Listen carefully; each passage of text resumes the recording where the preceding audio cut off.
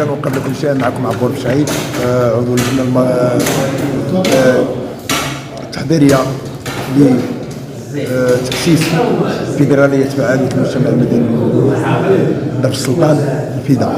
اليوم حنا الحمد لله مرت اجواء تاسيس ديال هذه الفيدراليه اللي هي مولود جديد بمنطقه الفيدا مر السلطان، اللي بكل صراحه عطات الصدى ديالها. الا كانت كتسمى فيدراليه صدى، فالصدى راه وصل، والحمد لله الكل اجمع على اساس ان هذه الفيدراليه تعاونوا معها، نلموا شمل جمع المجتمع المدني اللي بكل صراحه ليس بخير في هذه المنطقه. لان قيل والقال والناس سميتو مقابلين مع بعضياتهم علاش هذا دار هذه وهذه هذاك القيل والقال كيضيع عندنا الفرص ديال الاشتغال وديال تنميه المنطقه، وكيعطل عندنا كل ما من شأنه غادي يخدم مصلحه الوطن والمواطن.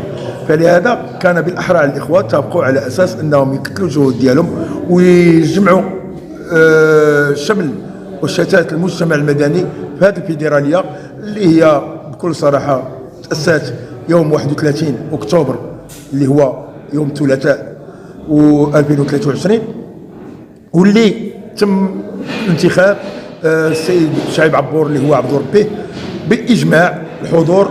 ونتمنى صادق اننا نكونوا تلك الاداه اللي كتخدم بلادها، ماشي كتخدم اجنده ديال سميتو، لاننا حنا الحمد لله عندنا ملك كيخدم وكيستعجل للرفع والرقي من هذا البلد السعيد، وحنا ما خصناش نكونوا اقل اهميه واقل او دون ما نكونوا الا في المستوى المطلوب كيفما ينشده صاحب الجلاله. مساله اخرى هو اننا اليوم راه كنعيشوا واحد الظروف اللي هي شويه قبيحه، وهو ان خصوم الوحده الوطنيه سواء كانوا بالداخل ام بالخارج يسعون جاد لزعزعه الاستقرار وامن البلد، ولكن هيهات ثم هيهات. نقول لهم من هذا المنبر السعيد انكم ضالون، انكم واهمون.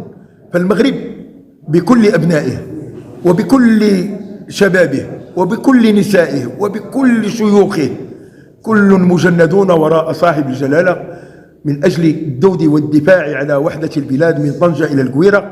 ونقول لهم اختشوا واتقوا الله في انفسكم، فالمغرب ماضي قدما في مجال التنميه، وخير دليل عن ذلك هو الاعتراف الدولي بالمغرب واعطاء الفرصه الكبيره كي ينظم كاس العالم 2030 والكاس الافريقيه اللي هي ب 25 ان شاء الله.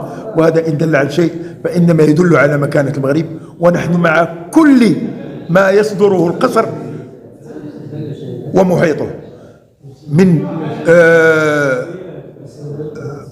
في كل ما يتعلق بوحدتنا الترابيه، لان القرارات التي يتخذها المغرب في المحافل الدوليه وخاصه مجلس الامن الدولي نحن نثمنها كفاعلين جمعويين حقوقيين كل مكونات المجتمع المغربي بكل اطيافها.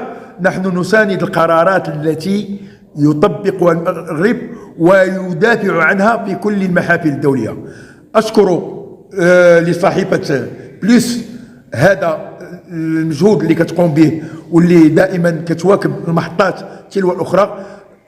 واصلوا انكم في الطريق الصحيح، وشكرا لكم. شكرا. السلام عليكم ورحمة الله تعالى وبركاته. في الجمع التأسيسي فيدرالية صدر فعالية دار السلطان هنا في